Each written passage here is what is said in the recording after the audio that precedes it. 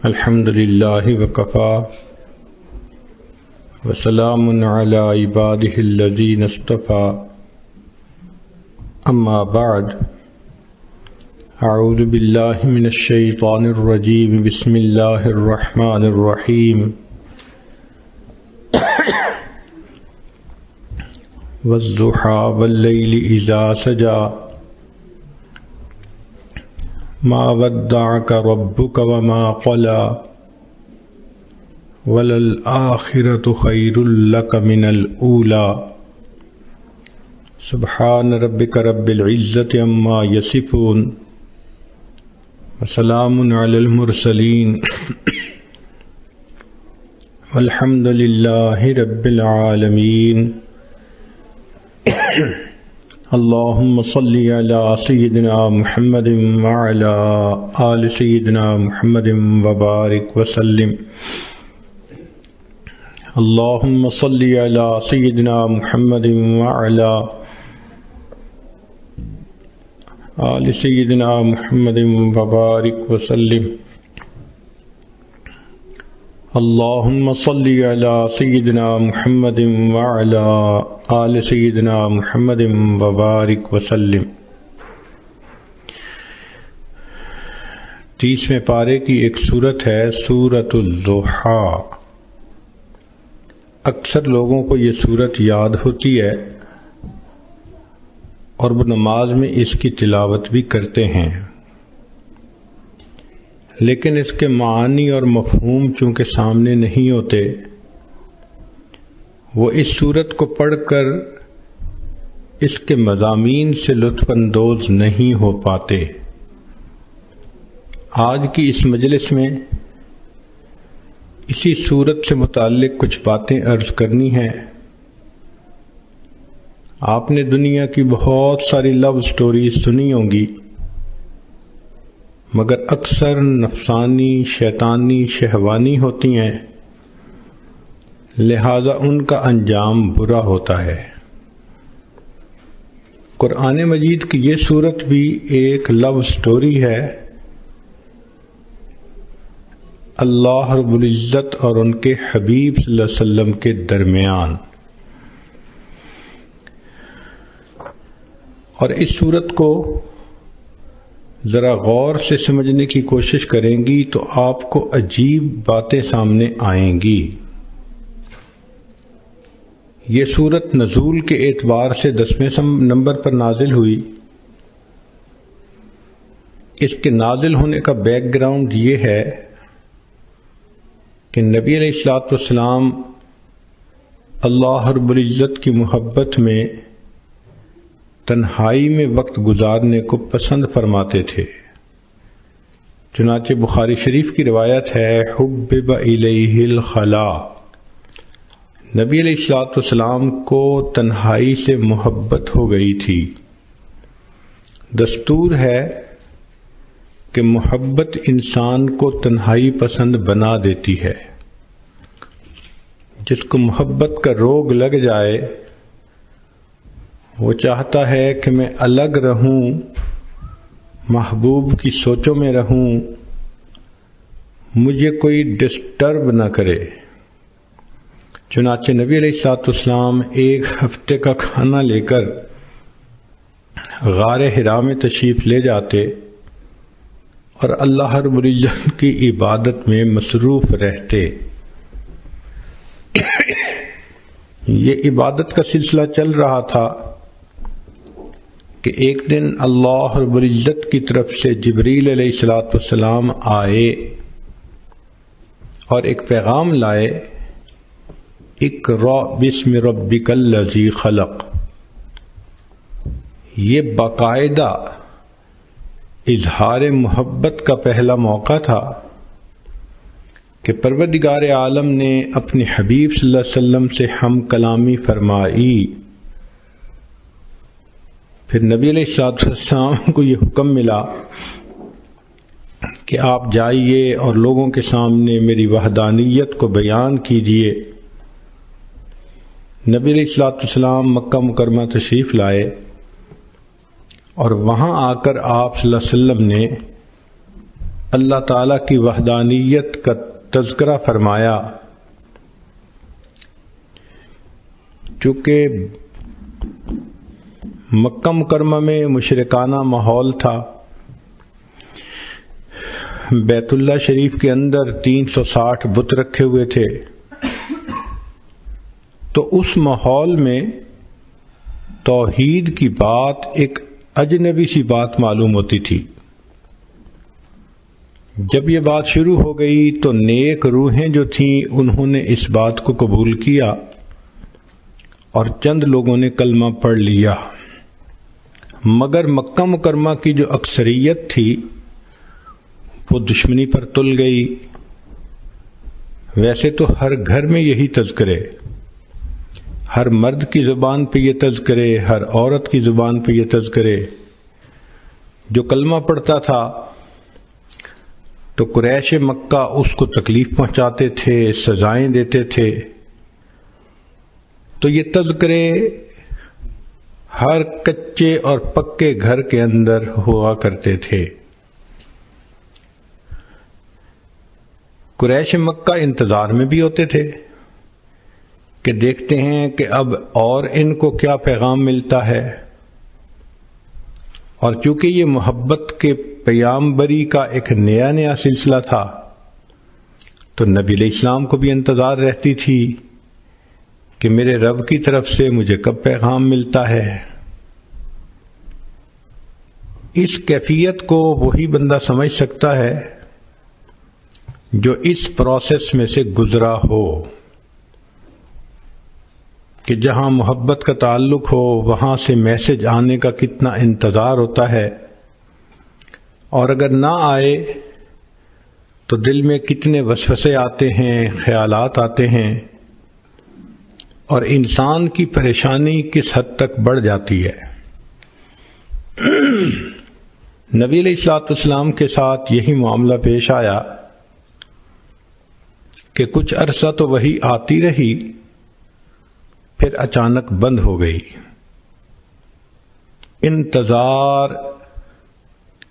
انتظار مگر کوئی پیغام نہیں آتا۔ تو جب انتظار کی گھڑیاں لمبی ہو جائیں تو دل بے قرار ہوتا ہے۔ اللہ کے حبیب صلی اللہ علیہ وسلم کا دل مغموم ہے، سوچ میں ہے کہ اللہ رب العزت کی طرف سے اب کیوں پیغام نہیں آ رہا۔ ظاہرہ کوئی وجہ بھی سمجھ میں نہیں آ رہی۔ اب ایک غمزدہ دل کے سامنے کوئی تانے کی بات کر دی جائے تو غم اور زیادہ ہو جاتا ہے۔ چنانچہ اللہ کے حبیب صلی اللہ علیہ وسلم کے ساتھ یہی ہوا کہ جب کئی دن گزر گئے وحی کے بغیر تو قریش مکہ نے یہ کہنا شروع کر دیا،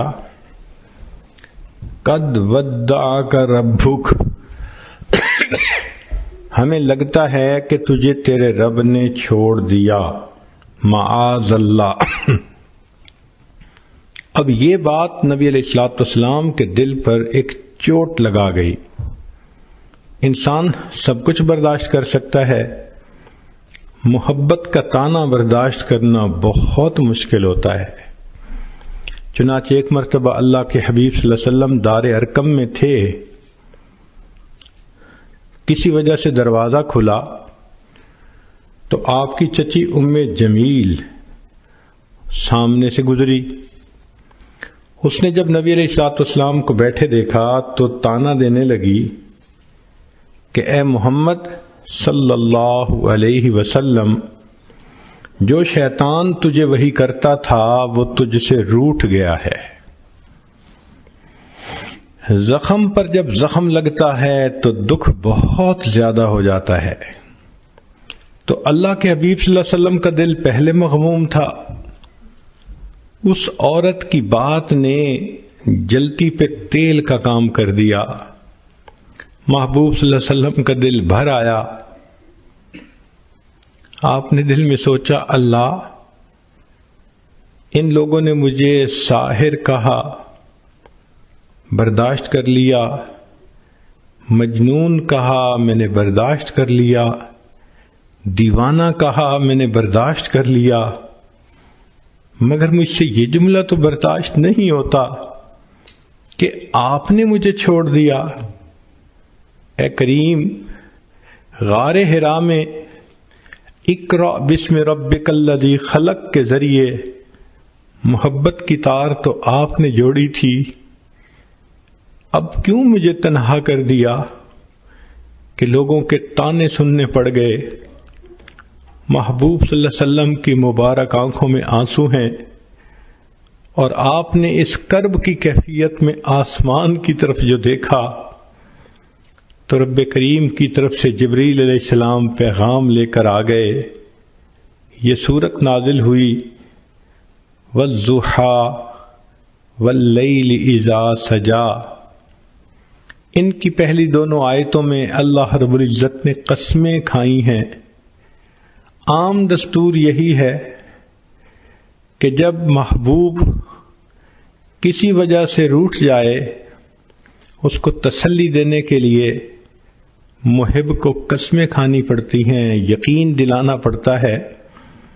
ذرا غور کیجئے محب اور محبوب کی کیا باتیں ہیں کہ رب کریم ارشاد فرماتے ہیں وَالضُّحَىٰ، دن کی روشنی کی قسم، وَاللَّيْلِ إِذَا سَجَىٰ، رات جب چھا جاتی ہے اس کی تاریکی کی قسم۔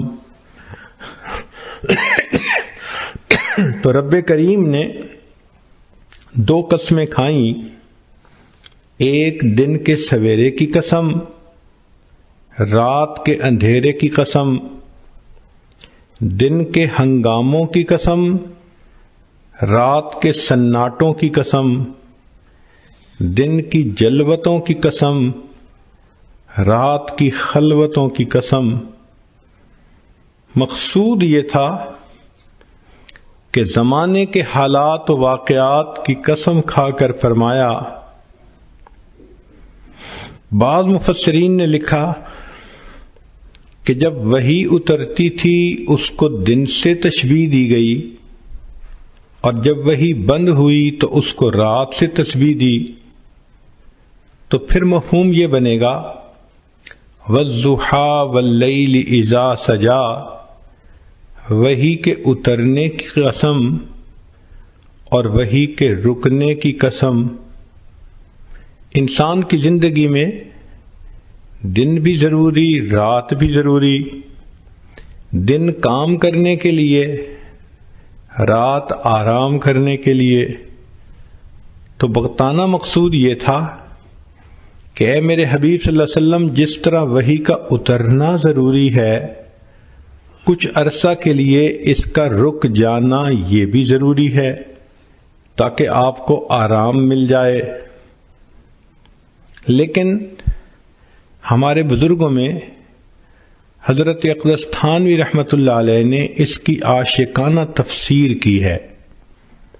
وہ فرماتے ہیں کہ وَالضُّحَىٰ وَاللَّيْلِ إِذَا سَجَىٰ، اس کا معنی یہ ہے کہ اے میرے محبوب صلی اللہ علیہ وسلم، وَالضُّحَىٰ، آپ کے چمکتے چہرے کی قسم، وَاللَّيْلِ إِذَا سَجَىٰ، اور آپ کی سیاہ زلفوں کی قسم۔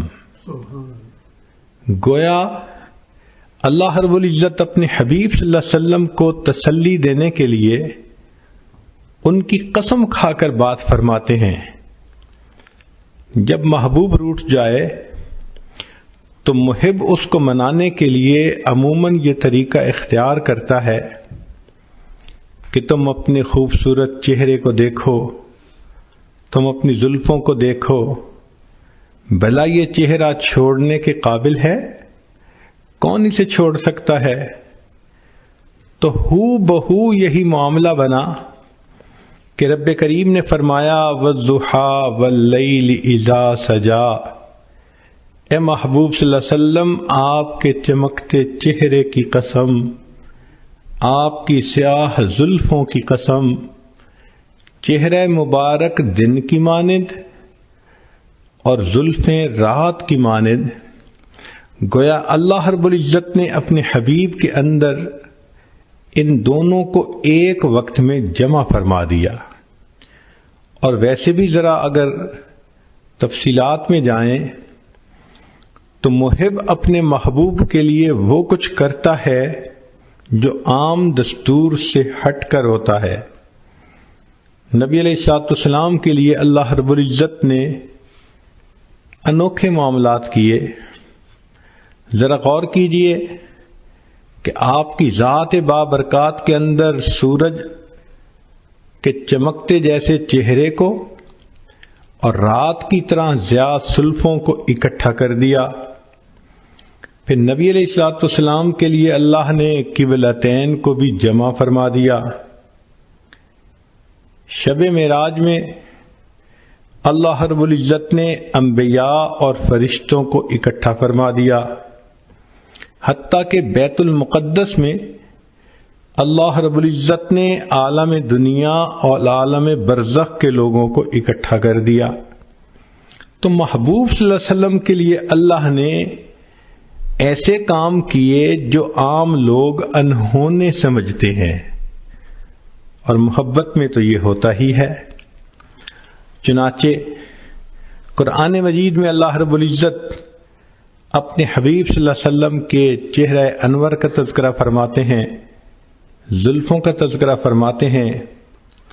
آپ صلی اللہ علیہ وسلم کی پیشانی کو اللہ نے والقمر کہا، آپ صلی اللہ علیہ وسلم کی مبارک آنکھوں کو ما زاغ البصر کہا، آپ صلی اللہ علیہ وسلم کے مبارک ہونٹوں کو اللہ رب العزت نے شفتین کہا، آپ صلی اللہ علیہ وسلم کے مبارک کانوں کو کل اذن خیر کہا، آپ صلی اللہ علیہ وسلم کی زبان مبارک کو لا تحرک بہی لسانک کہا۔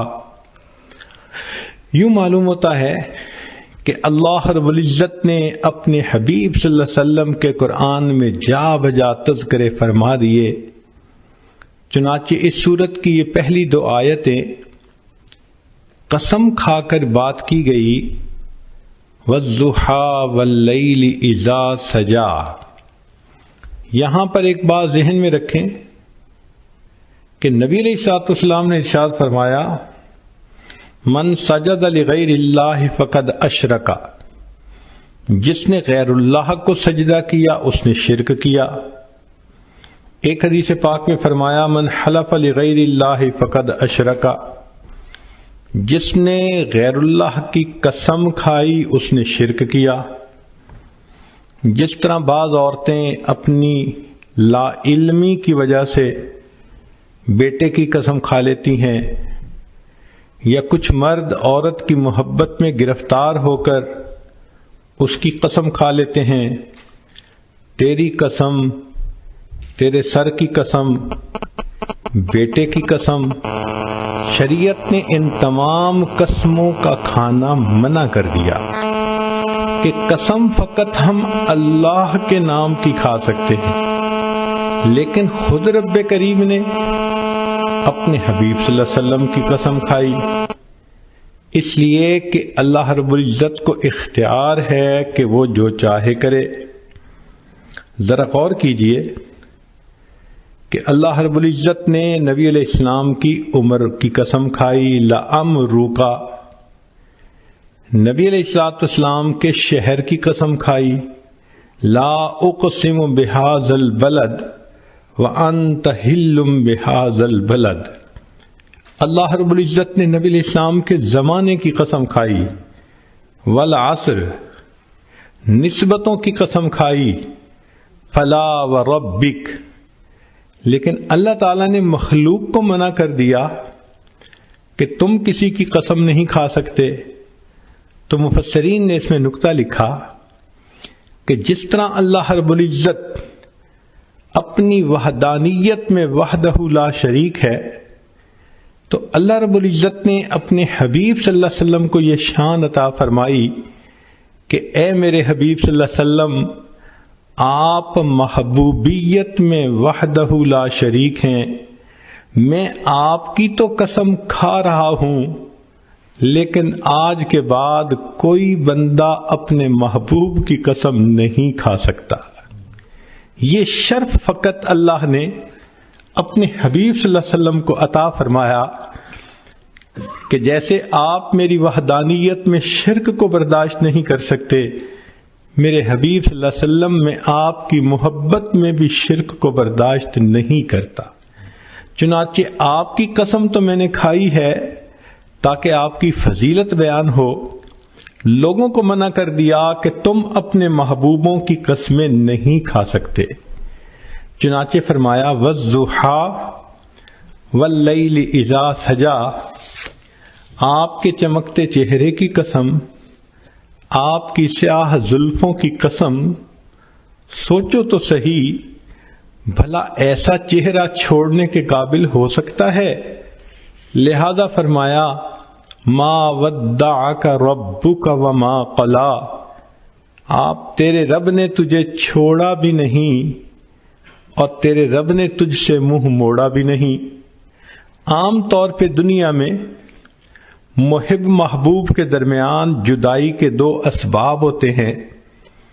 پہلا سبب یہ ہوتا ہے کہ حالات ہی ایک دوسرے کو جدا کر دیں، اور دوسرا سبب یہ ہوتا ہے کہ کسی بات پہ دونوں میں ناراضگی ہو جائے اور دونوں الگ ہو جائیں۔ تو ایک کو کہتے ہیں چھوڑ دینا حالات کی وجہ سے، اور دوسرے کو کہتے ہیں منہ موڑ لینا ناراضگی کی وجہ سے۔ تو اللہ رب العزت نے اس آیت میں دو لفظ استعمال کیے، اے میرے چمکتے چہرے والے محبوب، اے سیاہ زلفوں والے محبوب صلی اللہ علیہ وسلم، جس کا چہرہ اتنا خوبصورت، جس کی زلف ہی اتنی خوبصورت، بھلا ایسے محبوب کو کوئی چھوڑ سکتا ہے؟ ما ودعک ربک وما قلی، تیرے رب نے تجھے چھوڑا بھی نہیں اور تیرے رب نے تجھ سے منہ موڑا بھی نہیں۔ اب یہاں تک نبی علیہ الصلوۃ والسلام کی تسلی کا پیغام کافی تھا۔ صرف اگر یہ 3 آیتیں اتار دی جاتی تو بات مکمل ہو جاتی کہ نبی علیہ السلام کو میسج مل گیا کہ ہم نے آپ کو چھوڑا بھی نہیں، آپ سے منہ موڑا بھی نہیں۔ مگر محب فقط تسلی نہیں بلکہ پھر تشفی بھی کرواتا ہے تاکہ ان محبوب کے دل کو سکون ہو جائے۔ لہذا رب کریم نے اس کے بعد ایک عجیب بات فرما دی، فرمایا وَلَلْآخِرَةُ خَيْرٌ لَكَ مِنَ الْأُولَىٰ، اے میرے حبیب صلی اللہ علیہ وسلم، آپ کا آنے والا وقت آپ کے گزرے ہوئے وقت سے بہت بہتر ہوگا۔ اس کی مثال ایسے ہی ہے کہ جیسے قسمیں کھا کر پہلے تو تسلی دے دی اور پھر کہہ دیا کہ جو ہو گیا وہ تو ہو گیا، آنے والے وقت میں ہم اور زیادہ محبت کے ساتھ رہیں گے۔ تو گویا رب کریم نے بھی اپنے حبیب صلی اللہ علیہ وسلم کو یہی پیغام دیا کہ اے میرے محبوب صلی اللہ علیہ وسلم وَلَلْآخِرَةُ خَيْرٌ لَكَ مِنَ الْأُولَىٰ، آپ کا آنے والا وقت آپ کے گزرے ہوئے وقت سے زیادہ بہتر ہوگا۔ اس ایک جملے کے اندر رب کریم نے سمندر کو کوزے میں بند کر دیا۔ چنانچہ محبوب صلی اللہ علیہ وسلم کی مبارک زندگی کو جس زاویے سے دیکھیں آپ کا آنے والا وقت گزرے ہوئے وقت سے بہتر تھا۔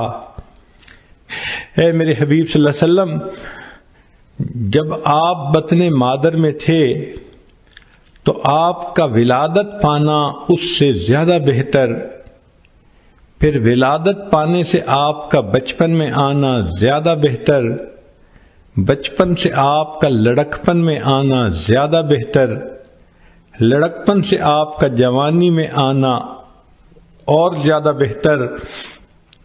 وَلَلْآخِرَةُ خَيْرٌ لَكَ مِنَ الْأُولَىٰ، آپ کا آنے والا وقت آپ کے گزرے ہوئے وقت سے زیادہ بہتر ہوگا۔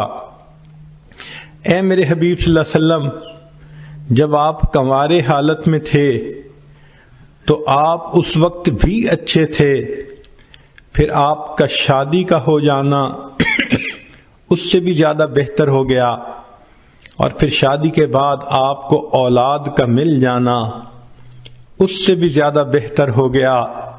وَلَلْآخِرَةُ خَيْرٌ لَكَ مِنَ الْأُولَىٰ، آپ کا آنے والا وقت آپ کے گزرے ہوئے وقت سے زیادہ بہتر۔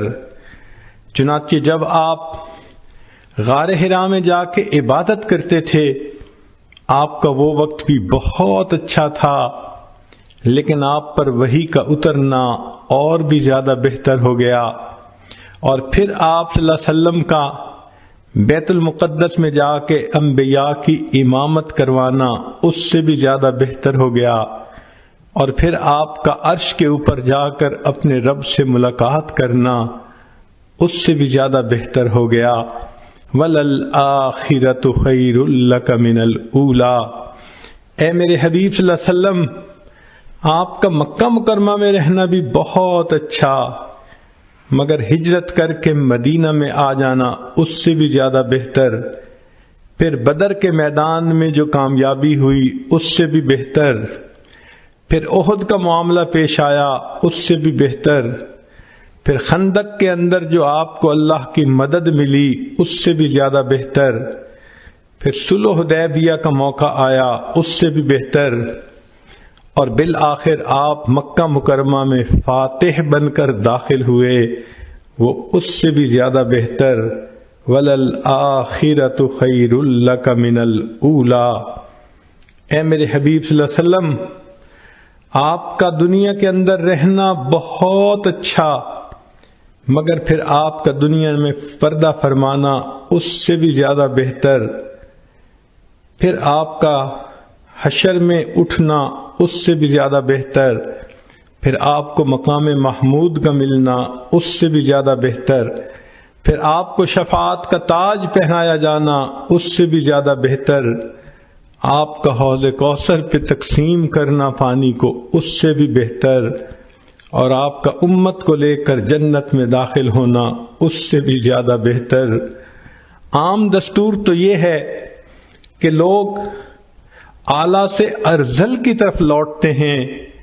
لوگوں کو دیکھیے جوانی میں حسن کیا خوبصورت ہوتا ہے، بڑھاپے میں حسن چلا گیا، جوانی میں طاقت ہوتی ہے، بڑھاپے میں طاقت چلی گئی، جوانی میں مال ہوتا ہے کہ انسان کماتا ہے، بڑھاپے میں مال بھی کم ہو جاتا ہے، تو عام آدمی کا دستور تو یہی ہے کہ حسن بھی کم ہو گیا، مال بھی کم ہو گیا، طاقت بھی کم ہو گئی، چاہنے والے بھی کم ہو گئے، تو عام انسان حتی یرد الی ارذل العمر، وہ اپنے ارذل کی طرف لوٹتا ہے، اعلیٰ ہوتا ہے، ارذل کی طرف لوٹ جاتا ہے، مگر اللہ رب العزت کے حبیب صلی اللہ علیہ وسلم کی شان نرالی، آپ کو اللہ نے ایک قاعدہ قانون بتلا دیا، میرے حبیب صلی اللہ علیہ وسلم آپ کا آنے والا وقت آپ کے گزرے ہوئے وقت سے زیادہ بہتر ہوگا۔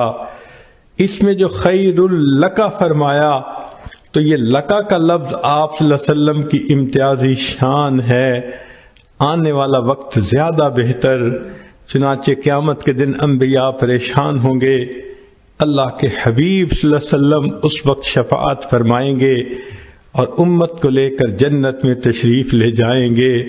کیا شان ہے اس اللہ کے حبیب صلی اللہ علیہ وسلم کی کہ جو ہر لمحے اعلیٰ سے اعلیٰ کی طرف جا رہے تھے، اور واقعی ان کی اللہ رب العزت نے ان کے ساتھ اس معاملے کو پورا کر دکھایا، ان کا آنے والا وقت ان کے گزرے ہوئے وقت سے زیادہ بہتر تھا۔ تو گویا مقصد یہ کہہ دیا، اے میرے حبیب صلی اللہ علیہ وسلم، یہ چھوٹنے والی اور ٹوٹنے والی محبت نہیں، پھلنے پھولنے والی اور مضبوط سے اضبط ہونے والی محبت ہے۔ سبحان اللہ، کیا تسلی کی بات اللہ نے فرما دی۔ تو غور کیجئے کہ ان 4 آیات میں اللہ تعالیٰ نے کام مضمون کو کیسے سمیٹ دیا۔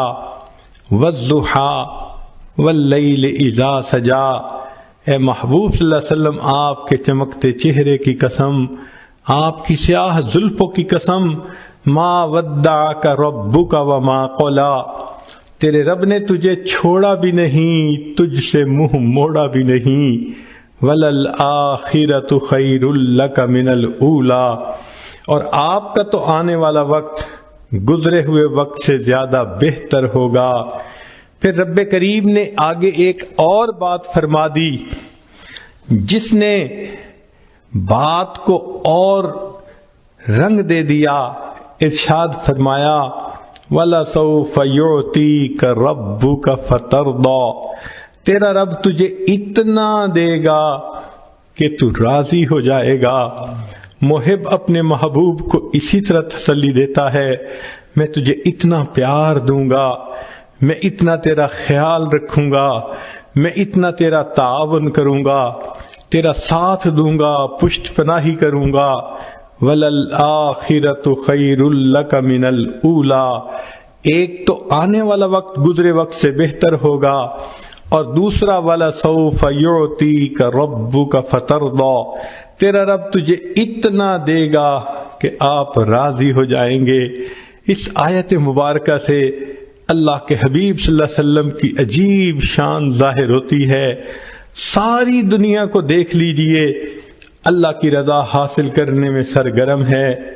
جس کو دیکھو اللہ کو راضی کرنے کے لیے کوئی سجدے کرتا ہے، کوئی قرآن پڑھتا ہے، کوئی روزے رکھتا ہے، کوئی مجاہدے کرتا ہے، کوئی رات اٹھ کے تہجد پڑھتا ہے، کوئی تسبیحات پھیرتا ہے، کوئی تنہائی میں بیٹھ کے رب کے سامنے ہاتھ اٹھا کے دعائیں مانگتا ہے۔ جس مرد کو دیکھو، جس عورت کو دیکھو، ہر کوئی اللہ کی رضا چاہتا ہے۔ اللہ ہم آپ کو راضی کرنے کے لیے چاہتے ہیں۔ انبیاء کرام کی زندگیوں کو دیکھو، آدم علیہ السلام نے کہا ربنا ظلمنا انفسنا، اس لیے کہ وہ اللہ کی رضا چاہتے تھے۔ نوح علیہ السلام نے طوفان کی حالت میں اللہ کی رضا مانگی، یونس علیہ السلام نے مچھلی کے پیٹ میں اللہ کی رضا مانگی، ایوب علیہ السلام نے بیماری کی حالت میں اللہ کی رضا مانگی، ابراہیم علیہ السلام نے اپنے بچوں کو، بیوی کو ایک وادی غیر ذی زرع میں چھوڑ کر اس سے اللہ کی رضا مانگی، یوسف علیہ السلام نے جیل میں جا کر مشقتیں اٹھا کر اللہ کی رضا مانگی، یعقوب علیہ السلام نے بیٹے کی جدائی پہ صبر کیا، اللہ کی رضا مانگی، موسیٰ کلیم اللہ نے کوہتور پہ جا کر اللہ کی رضا مانگی۔ جس کسی کو دیکھو اللہ کی رضا کا طلبگار ہے۔ سبحان اللہ، اللہ کے حبیب صلی اللہ علیہ وسلم کی کیا شان ہے۔ اللہ فرما رہے ہیں وَلَسَوْفَ يُعْطِيكَ رَبُّكَ فَتَرْضَىٰ، میرے محبوب صلی اللہ علیہ وسلم رب تجھے اتنا دے گا کہ تو راضی ہو جائے گا۔ آج ولی کو دیکھو، ابدال کو دیکھو، کسی قطب کو دیکھو، غوث کو دیکھو، ہر کوئی اللہ کی رضا کا طلبگار ہے۔ آج کسی قاری کو دیکھو، حافظ کو دیکھو، عالم کو، مجتہد کو، محدث کو، ہر کوئی اللہ کی رضا کا طلبگار ہے۔ آج کے دور میں ہر امیر، ہر غریب، ہر گولا اور کالا، ہر عربی اور اجمی، ہر مرد اور عورت اللہ کی رضا کے طلبگار ہیں، مگر اللہ رب العزت فرماتے ہیں میرے محبوب صلی اللہ علیہ وسلم پوری کائنات میری رضا کی طلبگار، اور میں پروردگار تجھے راضی کرنے کا طلبگار۔ وَلَسَوْفَ يُعْطِيكَ رَبُّكَ فَتَرْضَىٰ، تیرا رب تجھے اتنا دے گا کہ تو راضی ہو جائے گا۔ محبوب آپ کی مراد کو میں پورا کروں گا، اور اللہ رب العزت نے واقعی ایسا کر کے دکھا دیا۔ چنانچہ محبوب صلی اللہ علیہ وسلم نے انگلی کا اشارہ کیا، اللہ نے چاند کو دو ٹکڑے کر کے دکھا دیا۔ محبوب صلی اللہ علیہ وسلم کے ہاتھ اٹھتے ہیں، اللہ بارش برسا دیتے ہیں۔ محبوب صلی اللہ علیہ وسلم کی زبان سے ابو ہریرہ لانو کی والدہ کی ہدایت کی دعا نکلتی ہے۔ ابو ہریرہ لانو کے پہنچنے سے پہلے اللہ ان کی والدہ کو ہدایت دے دیتے ہیں۔ محبوب صلی اللہ علیہ وسلم کعبہ کی چوکھٹ پکڑ کے دعا مانگتے ہیں، اللہ عمر لانوں کو ایمان کی سعادت دے دیتے ہیں۔ محبوب صلی اللہ علیہ وسلم کی انگلیوں سے اللہ تعالیٰ پانی کے چشمے جاری فرما دیتے ہیں۔ گویا بتلانا یہ محبوب مقصود تھا، اے میرے محبوب دیکھو ساری کائنات میری رضا چاہتی ہے اور میں آپ کو اپنا محبوب بنا چکا، لہذا میں آپ کو اتنا دوں گا، وَلَسَوْفَ يُعْتِيكَ رَبُّكَ فَتَرْضَىٰ، کہ آپ راضی ہو جائیں گے۔ محبوب جو تیری پسند ہوگی وہ میری پسند ہوگی، جو تیرا ہے وہ میرا ہے، جو تیرا نہیں وہ میرا نہیں۔ اس لیے ہمارے اکابر یہ کوشش کرتے تھے مدینہ طیبہ میں جا کر دفن ہونا نصیب ہو جائے تاکہ محبوب کا قرب نصیب ہو۔ ذرا غور کیجئے اللہ نے اپنے حبیب صلی اللہ علیہ وسلم کی تمناؤں کو کیسے پورا کیا۔ ایک نماز 4 رکعت کی ہے، 2 رکعت پڑھی، اللہ رب العزت نے نماز کے ختم ہونے کا انتظار نہیں کیا، عین دوران نماز میں وحی فرما دی، اب آپ کے لیے قبلہ کو ہم نے تبدیل کر دیا گیا۔ چنانچہ نبی علیہ الصلوۃ والسلام نے 2 رکعت پہلے قبلے کی طرف پڑھیں اور دوسری رکعت دوسرے قبلے کی طرف پڑھیں۔ سبحان اللہ، جب نبی علیہ الصلوۃ والسلام کو اللہ نے راضی کرنے کا فیصلہ فرما دیا تو محبوب کی امت کے لیے یہ بہت بڑی خوشخبری ہے۔ نبی علیہ الصلوۃ والسلام پر جب یہ آیت اتری تو محبوب صلی اللہ علیہ وسلم نے فرمایا کہ اللہ تعالیٰ نے فرمایا ہے میں تجھے راضی کر دوں گا۔ فرمایا میں اس وقت تک راضی نہیں ہوں گا جب تک میرا آخری امتی بھی جنت میں داخل نہیں ہو جائے گا۔ یہ کتنی بڑی خوشخبری ہے امت کے لیے کہ رب کریم نے اپنے محبوب صلی اللہ علیہ وسلم کو راضی کرنے کا وعدہ فرما لیا اور محبوب صلی اللہ علیہ وسلم نے بتلا دیا میں اس وقت تک راضی نہیں ہوں گا جب تک کہ میرا آخری امتی بھی جنت میں نہیں چلا جائے گا۔ تو رب کریم نے اپنے حبیب صلی اللہ علیہ وسلم کو راضی کرنے کے لیے قرآن مجید میں خوشخبری عطا فرما دی، بلکہ محبوب صلی اللہ علیہ وسلم کے جو یار غار تھے ان کو بھی راضی کرنے کا تذکرہ قرآن میں فرما دیا، وَلَسَوْفَ يَرْضَىٰ، قیامت کے دن وہ اللہ سے اس کو راضی کر دیا جائے گا۔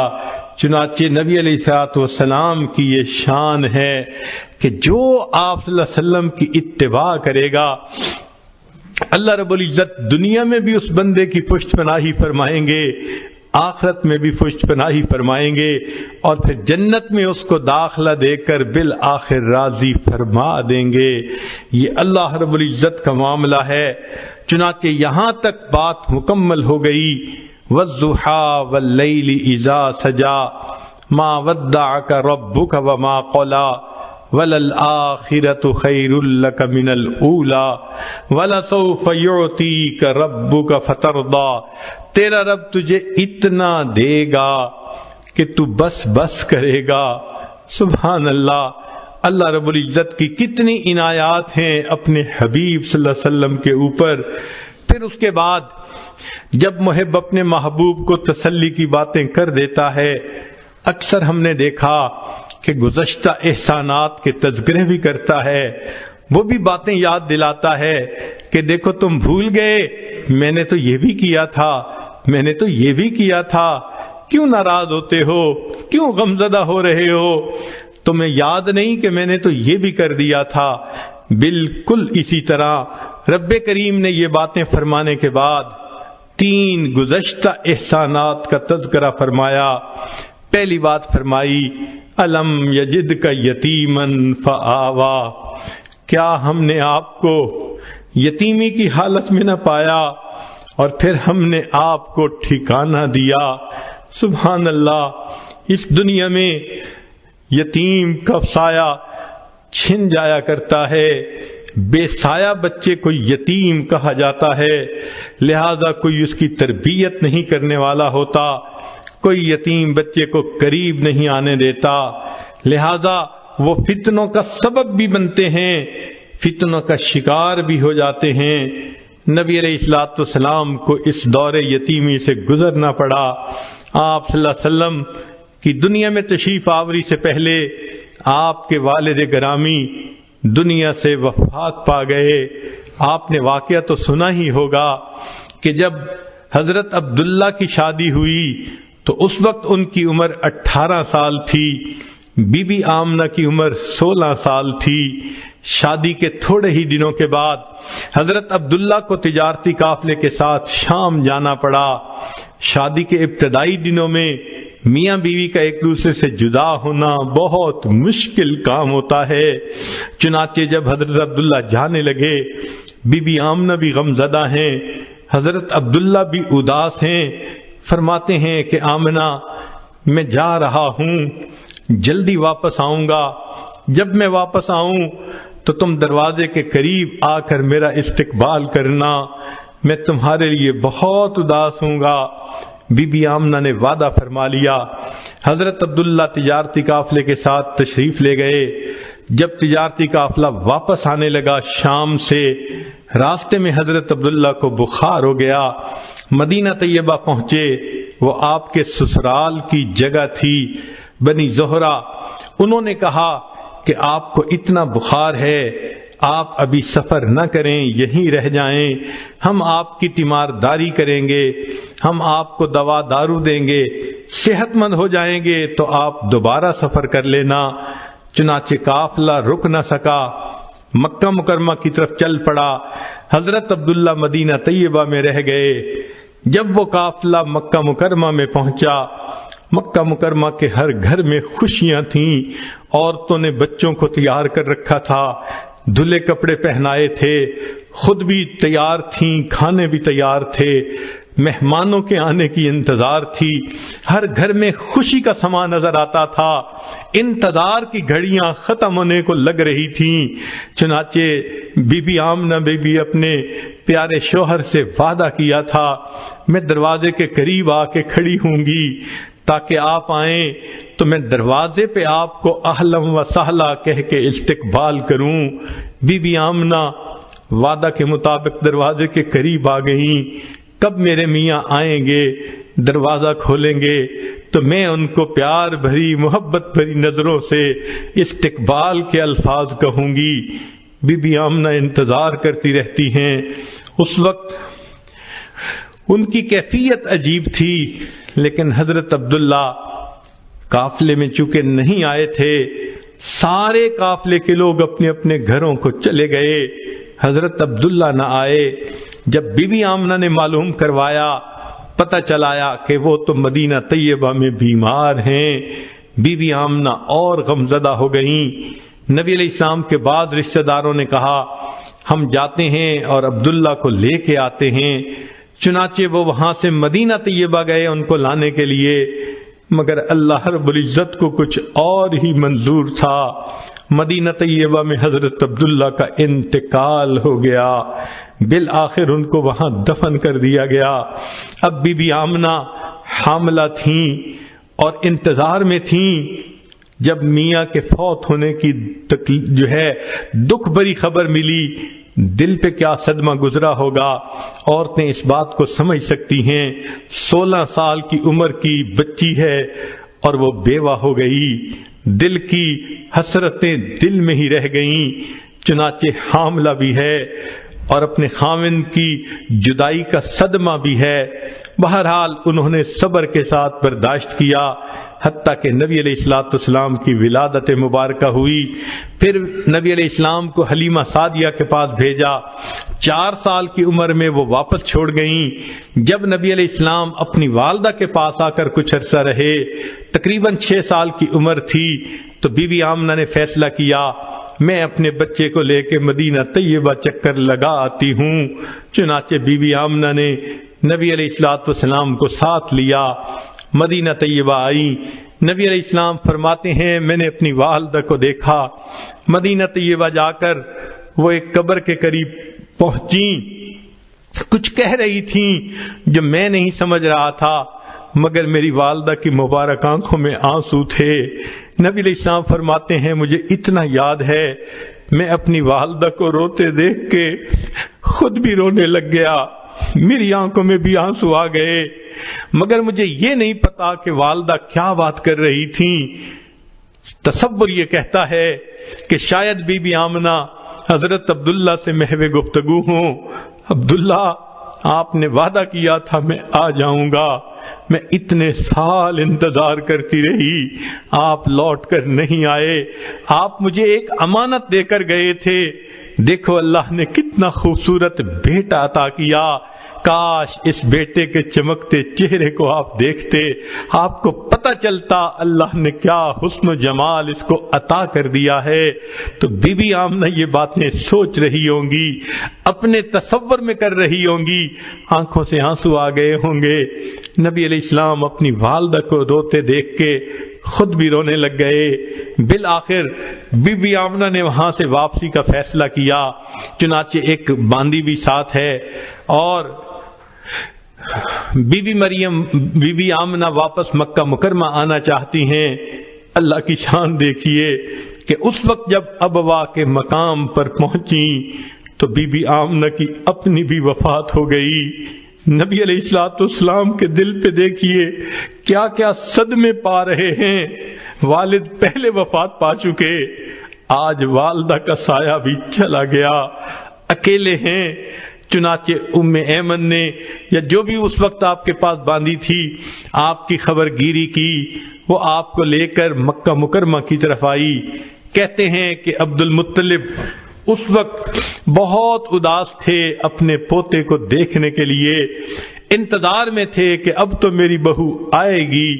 روزانہ مکہ مکرمہ سے باہر نکل کر مدینہ کے راستے پہ بیٹھ کے انتظار کیا کرتے تھے، کوئی آنے والا مجھے خبر دے کہ میری بہو آ رہی ہے، میرا پوتا آ رہا ہے، مگر اطلاع نہ ملا کرتی تھی۔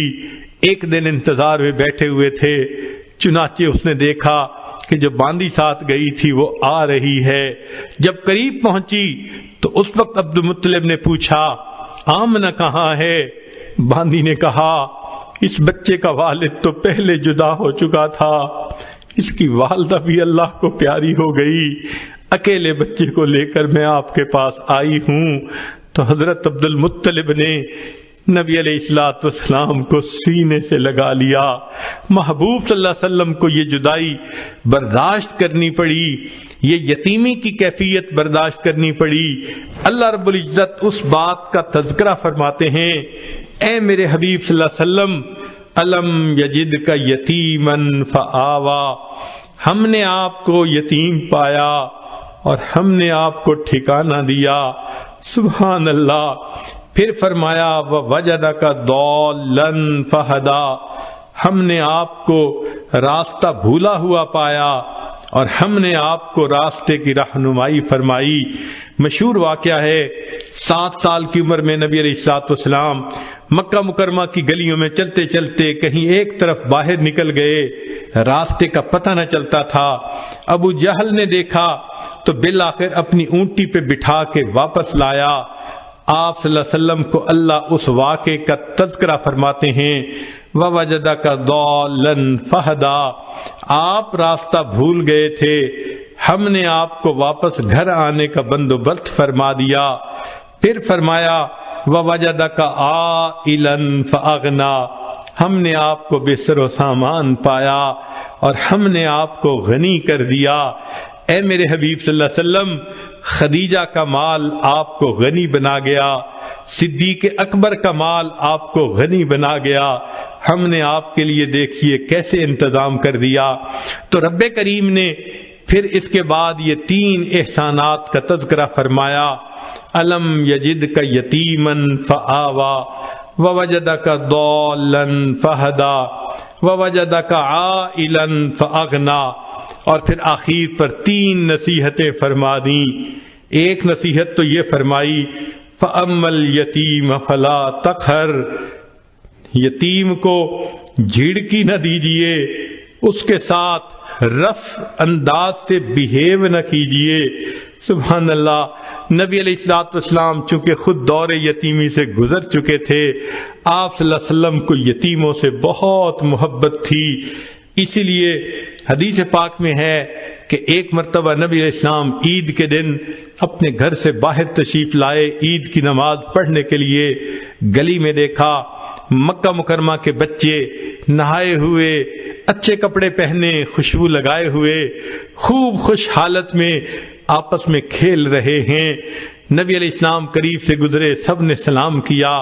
محبوب صلی اللہ علیہ وسلم جب آگے بڑھے، دیکھا کہ ایک بچہ اکیلا بیٹھا ہوا ہے، غمزدہ نظر آتا ہے، نہایا دھویا بھی نظر نہیں آتا، کپڑے بھی میلے ہیں، چہرے پہ بھی اداسی ہے. محبوب صلی اللہ علیہ وسلم کے بڑھتے قدم رک گئے. آپ نے اس بچے سے پوچھا، بچے تم کیوں اداس بیٹھے ہو؟ بچے نے جواب دیا، میں یتیم مکہ ہوں، میرے والد فوت ہو گئے، آج میرے لیے کوئی کپڑے لانے والا نہیں. میری والدہ مجھے نہلا دیتی، میری والدہ مجھے کپڑے پہناتی، خوشبو لگاتی، اور میں بھی دوسرے بچوں کے ساتھ کھیلتا. میں بیٹھا اپنے والد کو یاد کر رہا ہوں. نبی علیہ الصلوۃ والسلام نے اس بچے کو کہا، اچھا آؤ تم میرے ساتھ آؤ. نبی علیہ السلام اس بچے کو لے کے اپنے گھر واپس تشریف لائے.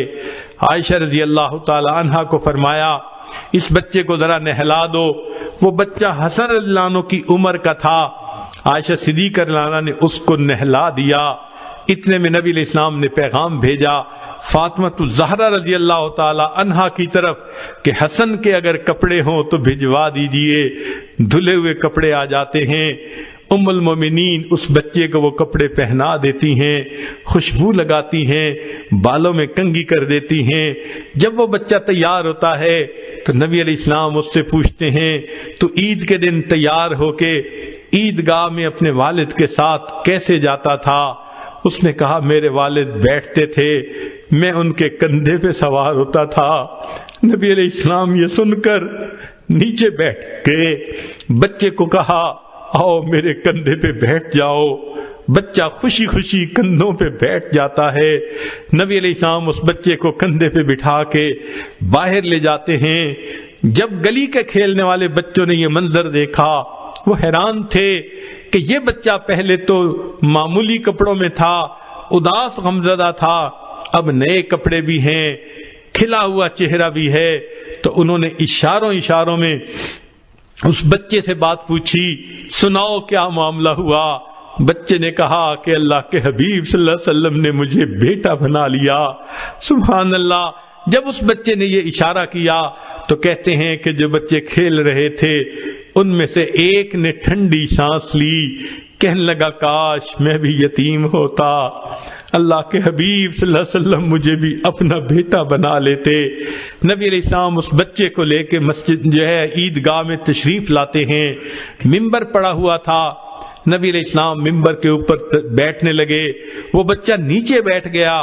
نبی علیہ السلام نے فرمایا، نیچے نہیں، تم آج میرے ساتھ اوپر بیٹھو گے. آپ صلی اللہ علیہ وسلم جہاں پر تشریف فرما تھے، آپ نے اس یتیم بچے کو اپنے ساتھ بٹھا لیا. پھر آپ صلی اللہ علیہ وسلم نے خطبہ دیا.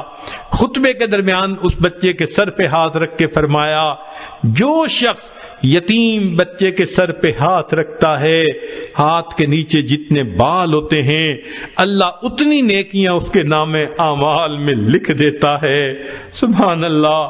نبی علیہ السلام کو یتیموں سے بہت محبت تھی، اس لیے فرمایا کہ میں اور یتیم کی کفالت کرنے والا جنت میں اس طرح اکٹھے ہوں گے جیسے دو انگلیاں ایک دوسرے کے ساتھ اکٹھی ہوتی ہیں. تو رب کریم نے فرمایا، فَأَمَّا الْيَتِيمَ فَلَا تَقْهَرْ وَأَمَّا السَّائِلَ فَلَا تَنْهَرْ. اور آپ سائل کو جھڑکی نہ دیجیے. رب کریم چاہتے ہیں کوئی بھی سوال کرنے والا ہو تم اس کا سوال کو پورا کر دیا کرو، اور اگر وہ علم کا سائل ہے، طالب علم ہے، تو استاد کے اوپر اس کا حق اور بھی زیادہ ہوتا ہے.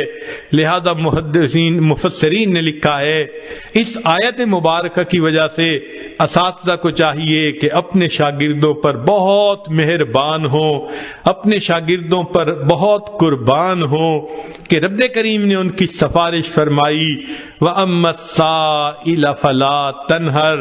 سوالی کو انکار نہ کرو. عجیب بات ہے کہ جو شخص روٹی کا طلبگار ہو، اگر کسی گھر سے آ کے روٹی کا سوال کرے اور کوئی اس سائل کو روٹی دے دے، حدیث پاک میں ہے 3 بندوں کے گناہوں کی مغفرت ہو جاتی ہے۔ جس بندے نے رزق کمایا اس کی بھی مغفرت ہو گئی، جس عورت نے کھانا بنایا اس کی بھی مغفرت ہو گئی، اور جس نے وہ روٹی لے کر سائل تک پہنچائی اس نوکر کی بھی مغفرت ہو گئی۔ قربان جائیں اس پروردگار پر کہ جو اس عمل پر مالکوں کی تو مغفرت فرماتا ہی ہے، ان کے نوکروں اور خادموں کی بھی مغفرت فرما دیتا ہے۔ اور حدیث پاک میں یہ بھی آیا کہ ایک علم کا سائل ہوتا ہے، جیسے کلاس روم میں بیٹھ کے استاد سے علم کا سوال پوچھنا، تو فرمایا اس پر اللہ رب العزت 4 بندوں کی مغفرت فرماتے ہیں۔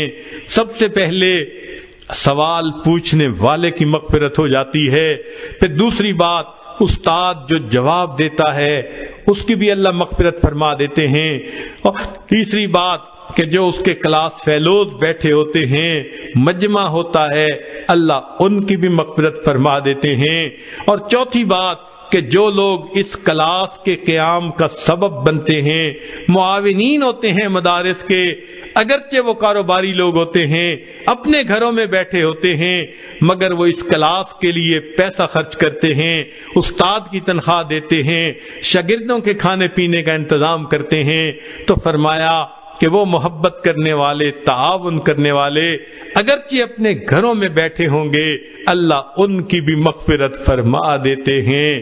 تو علم کا سوال اللہ رب العزت کو اتنا پسند، 3 نصیحتیں فرمائیں، فَأَمَّا الْيَتِيمَ فَلَا تَقْهَرْ وَأَمَّا السَّائِلَ فَلَا تَنْهَرْ، اور آخر پر کہا وَأَمَّا بِنِعْمَةِ رَبِّكَ فَحَدِّثْ، اور آپ پر جو اپنے رب کی نعمتیں ہیں آپ خوب کھول کھول کر ان کو بیان فرمائیے، یعنی زبان فیض ترجمان سے قرآن کی نعمت کو بیان کیجئے، اور لوگوں کو قریش مکہ کو کھول کھول کر بتا دیجئے ما ودعک ربک وما قلا، تیرے رب نے تجھے چھوڑا بھی نہیں، تجھ سے منہ موڑا بھی نہیں۔ چنانچہ نبی علیہ الصلوۃ والسلام کے دل کو کامل تسلی مل گئی، اور اس صورت نے محبوب صلی اللہ علیہ وسلم کے غم کو ختم کر دیا۔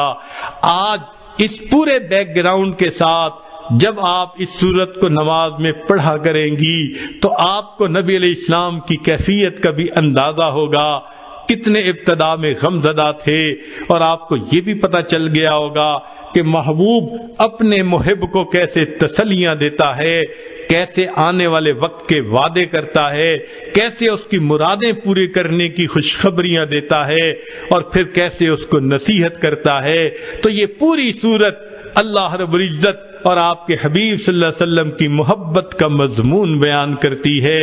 اس میں جہاں نبی علیہ السلام کے لیے تسلی تھی، وہاں پر جو نبی علیہ الصلوۃ والسلام کے نائب علماء، عالمات، فاضلات اس دنیا میں دین کا کام کرنے والے ہیں، ان کے لیے بھی بڑی خوشخبری ہے۔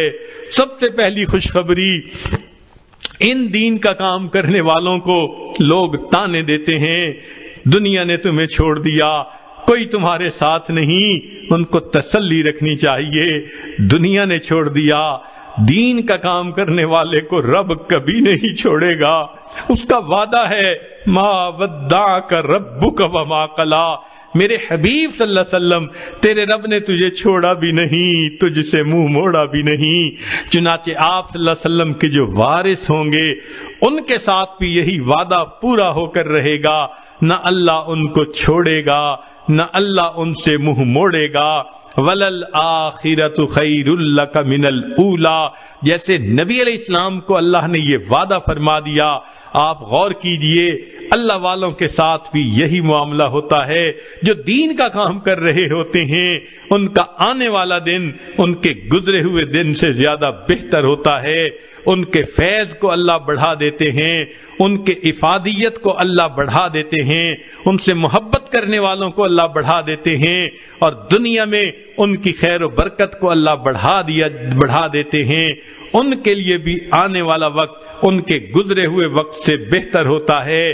اور پھر فرمایا وَلَسَوْفَ يُعْطِيكَ رَبُّكَ فَتَرْضَىٰ، تیرا رب تجھے اتنا دے گا کہ تو راضی ہو جائے گا۔ یہ وعدہ تو نبی علیہ السلام کے ساتھ اللہ رب العزت نے کیا، لیکن جو نبی علیہ السلام کا غلام بن کر دین کا کام کرے گا، بالخصوص آج کے دور میں رب کریم کا یہ وعدہ اس کے ساتھ بھی پورا ہو کر رہے گا۔ اللہ اس کے ساتھ اتنی رحمتیں نازل کرے گا کہ بالآخر موت کے وقت اس کو اپنی رضا عطا کرے گا، اور جس کو رب کی رضا مل گئی فترضا، گویا اس بندے کو اللہ راضی کر دے گا۔ دعا ہے اللہ تعالیٰ آج کے اس دور میں دین کا کام کرنے والوں کو پائے استقامت نصیب فرمائے، ہمتیں عطا فرمائے۔ ہر طرف لوگ ان کو ڈسکریج کرنے والے ہیں، لوگ ان پر تانے دینے والے ہیں، لوگ ان کو الگ کرنے کے لیے تیار ہیں، مگر ساری دنیا چھوڑ دے، یقین رکھیے اللہ کبھی نہیں چھوڑیں گے، کبھی منہ نہیں موڑیں گے۔ اللہ آنے والے وقت کو گزرے وقت سے بہتر بنائیں گے، اور اللہ بالآخر جب موت کا وقت ہوگا تو اپنے مسکراتے چہرے کا دیدار کروا کر اس اپنے طالب سے راضی ہو جائیں گے اور اس کو بھی راضی فرما دیں گے۔ رب کریم زندگی کے جو باقی ایام ہیں اس میں ہمیں دین کے اوپر جمے رہنے کی توفیق عطا فرمائے۔ وآخر دعوانا ان الحمد للہ رب العالمین۔